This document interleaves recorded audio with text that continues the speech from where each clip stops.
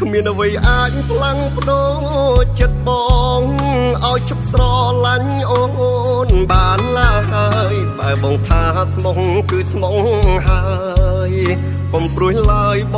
ងហ៊ានធានាបងតែងនឹកតែងគិតដល់អូនបារម្ភស្ងួនគ្រប់ពេលវេលាទោះបីយើងនៅឆ្ងាយពីគ្នាក៏ចិត្តបងនៅក្បែរជីវ៉ាក្រៅពីរូបអូនបងមិនមើលស្រីផ្សេ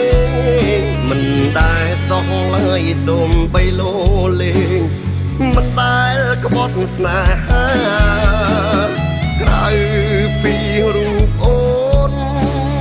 បងមិនស្នេហ៍អ្នកណាមានអូនម្នាក់គឺគ្រប់គ្រាន់ហើយជីវ៉ា